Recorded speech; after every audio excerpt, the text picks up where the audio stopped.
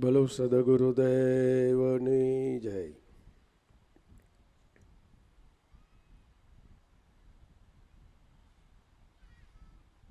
સંતોએ મહાપુરુષોએ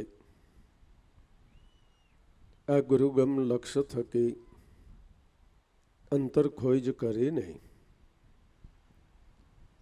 સર્વે હંસોને માટે જેમાંથી શાશ્વત સુખનો અનુભવ ઉઠે છે એવા સ્વરૂપનું ભાન બતાવ્યું છે કે જેથી કરીને જીવ કાયમને માટે સાચા સુખને હાણતો માણતો થઈ જાય. ભલે દેહ સુખ આપણે સૌ કોઈ ભોગવી રહ્યા છે અને હવે ગુરુની દયાથી પણ જાણી રહ્યા છે કે દેહનું સુખ ગમે એટલું મોટું આપણી પાસે હોય છતાંય તે નાશવંત છે.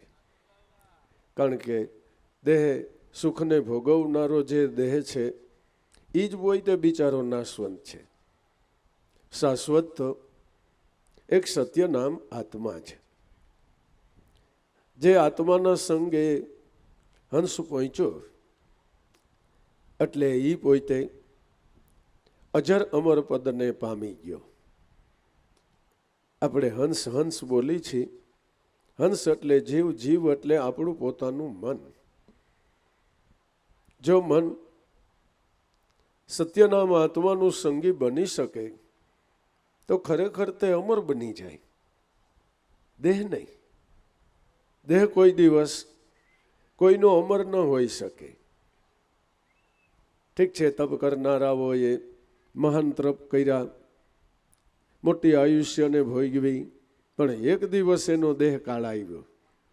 એથી વળી વિશેષ સર્વે સંતો મહાપુરુષો દેવદેવીઓ અરે અવતારો એ પણ દેહ થકી પ્રગટ થયા ખરા, પણ દેહ કાળે એને લાગુ પડ્યો.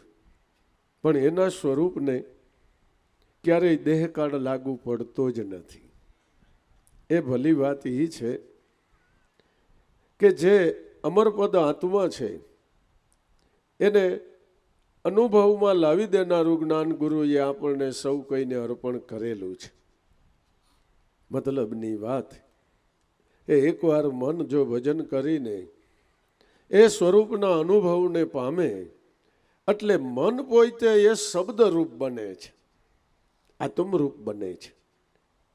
દેહ તો એક આપણા માટે સુંદર સાધન છે અને એનો વિશેષ ને વિશેષ સેવા સત્સંગ ને સ્મરણમાં જો ઉપયોગ કરવામાં આવે તો મનુષ્ય દેહ મળ્યો એ હંસને માટે પ્રમાણ ગણાય છે. બાકી તો જે જગતમાં તમે જોઈ રહ્યા છો એમાં કોઈ સુખ ભોગવે છે, કોઈ દુઃખ ભોગવે છે, કોઈ લાભને પામે, કોઈ હાણને પામે છે, કોઈ હરખને પામે, કોઈ શોકને પામે, જન્મો એક દી મરણને પામે છે. એલા એ જે જોવો છો એ તો કર્મની ગતિ છે. ત્યાં કોઈના ડાપણ હાલતા નથી. પૂર્વના શુભ કર્મે કરીને સુખ મળે છે, અશુભ કર્મે કરીને દુઃખ મળે છે. પણ એનાથી વિશેષ ગતિ ગુરુએ જ્ઞાન ગતિ રૂપ પ્રાપ્ત કરાવી છે. એટલે મોટી વાત તો ભાઈઓ બહેનો એ છે કે એ જ્ઞાન ગતિ એટલે નામ ભજન, શ્વાસોશ્વાસનું સમરણ એ બાપા ગુરુએ આપણને અર્પણ કરેલું છે. તો જો કોઈ આ શ્વાસોશ્વાસનું સ્મરણ કરી શકતો હોય તો એક દિવસ એ અનુભવને પામી શકે છે. કર શ્વાસ કી સુમિરની જપી લે અજંપા કો જાપ, પરમ તત્વ કો ધ્યાન ધર, ઓછે સોહમ આપો આપ. કરી લે શ્વાસોશ્વાસ અને સુમિરની. ધન્ય ભાગ છે કે આપણને શ્વાસોશ્વાસનું સ્મરણ પ્રાપ્ત કરાવનારે, માર્ગ બતાવનારે, જુગતિ પ્રાપ્ત કરાવનાર સંતો મળ્યા છે કે જે આપણા મનને સત્યાચારની અંદર લગાડે છે. દેહાચારે તો જગત આખું છે અને દેહાચાર પાડવાથી એ કર્મ બન્યું ને કર્મના ફળ રૂપે દેહનું સુખ મળે છે. પણ આપણે શરૂઆતમાં વાત કરી કે કંઈક હવે થોડુંક આપણું મન જાણી ચૂક્યું છે કે દેહનું સુખ છે એ કાયમ નથી, નાશવંત છે. સત્યાચાર શું છે કે સત્યનામ આત્મા એને પ્રાપ્ત કરવાનો આચાર, આ સેવા સત્સંગને સ્મરણ છે પહેલા, અને પછી કેવળ ભક્તિ એટલે શ્વાસોશ્વાસનું સ્મરણ છે. જે મન આ સમજી બુજી શકે છે, આ સમજી બુજીને અન્ય વાતોમાંથી મનને પાછું વાળીને જે ભજનમાં રાખી જાણે છે, એ ભાઈ એનો મનુષ્ય દેહ સફળ થયો કહેવાય છે. ભલે ભાઈઓ અનુભવ તો વેલો થાય મોડો થાય, અને આ પ્રયત્નની અંદર વખત છે સાધકનો દેહ ભલે પડી જાય તો એના આ જ્ઞાન યાત્રા અધૂરી હોવાને લઈને ભગવાન એને પાછો મનુષ્ય દેહ આપે, વળી પાછો સંત રૂપે સથવારો કરાવે, વળી આ જ્ઞાન ગતિ પ્રાપ્ત કરાવે, અને વળી પંથ ઉપર એને ગતિ કરતો કરી દે. જુઓ જુઓ, ભગવાન કૃષ્ણને અર્જુને આ પ્રશ્ન કર્યો કે ભગવાન, આ મારા મનની સ્થિતિનું હું તમને શું કહું?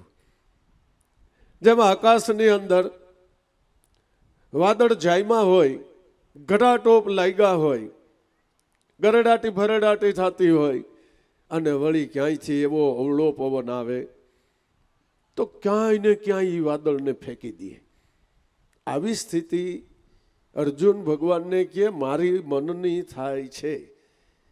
અને બીજું તો ઠીક ભગવાન, આ મારો ક્ષણ ભંગુર દેહ આ અનુભવ થયા પેલા ક્યાંક પડી જાય તો, અને ખરેખર એના મનની વ્યથા એકદમ ઉત્તમ અને એકદમ યથાર્થ છે. આ પીડા સાધક માત્રને હોવી જોઈએ. ભગવાન કૃષ્ણએ એનો જવાબ દીધો કે અર્જુન, તું કઈ ચિંતા કરીમાં, જો આના ભાવમાં તારો દેહ પડે તો આસાન્યા વાસા ને સુરતાન્યા દેહ ધરતા. જેવી આશા એ દેહ છોડસ, એ આશી પૂરી કરાવવા માટે થઈને તને એવો જ સુંદર વાસ મળે. એટલે એવા જ ભક્તિશાળી કુટુંબમાં તને જન્મ મળે, ત્યાં પણ તને પાછા એવા જ સંતો મહાપુરુષોનું મળવું થાય, ત્યાં પણ તને આવો સત્સંગ સમાજ મળે, ત્યાં પણ તને આ જ્ઞાન ગતિ પ્રાપ્ત થઈ જાય. આના ભાવમાં તારે રહેવું પડે. મેરે કારણ છોડ જગત કે ભોગ પદાર્થ સારે, નિસદીન ધ્યાન ધરે જે હૃદય में सब घर काम विसारे. है उद्धव संत सदा अति मोहे प्यारे, जाकी महिमा वेद उचारे. હે ઉદ્ધવ સંત સદા અતિ મોહે પ્યારે. અર્જુન, તું આવી કઈ ચિંતા કરતો નહીં. તારા હૃદયની અંદર આવો ભાવ છે, આવી જિજ્ઞાસા છે, અરે આવો તલપા પર તું બની રહ્યો છો. ભલે અનુભવ વેલો મોડો થાય ભાઈઓ, પણ જો આવો ભાવ હોય તો જેમ ભગવાન કૃષ્ણએ બાહેન્દ્રી આપી છે, એમ દાદા ઉગારામે બાહેન્દ્રી આપી છે કે જાઓ છોકરાઓ, 7 જન્મ સુધી હું તમને નહીં મૂકું. એ એકવાર ભાવ કર્યો ને 7 જન્મની સહી કરી દીધી. ગજબ થઈ ગયો. એલા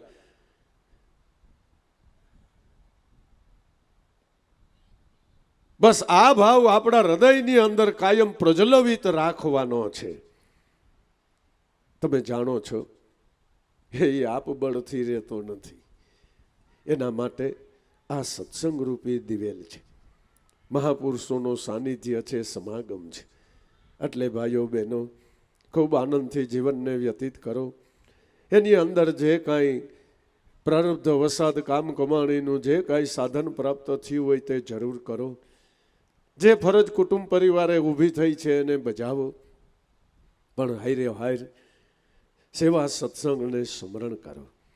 એમાં સમયનો ભોગ દેવો પડે તો દ્યો, દેહનો ભોગ દેવો પડે તો દ્યો, એ થોડો ઘણો ધનનો ભોગ દેવો પડે પણ તો પણ દ્યો. એમાં આપણને ખોટ નથી, એમાં જ આપણું કલ્યાણ રહેલું છે. એટલે સંત સમાગમ નિસ્દિન કરીએ, સાંભળીએ, શુદ્ધ બોલી, સજનના સંગમાં રહીને તઈ પ્રગટે આપણા હૃદયમાં ભાવ ભજનની હોળી. એટલે બાપા ખૂબ આનંદ છે, લીલા લહેર વર્તાઈ રહ્યા છે. આપણને પ્રગટ સંતો મહાપુરુષોનો સમાગમ છે, સત્સંગ છે કે જ્યાંથી આપણને આ દિવેલ પ્રાપ્ત થાય છે, આ સત્યની સમજણ આપણા મનને પ્રાપ્ત થાય છે. એટલે આપણે તો જે મળ્યું છે એને માણવાની આ બધી વાતો છે બાપા. બોલો સદગુરુદેવની જય.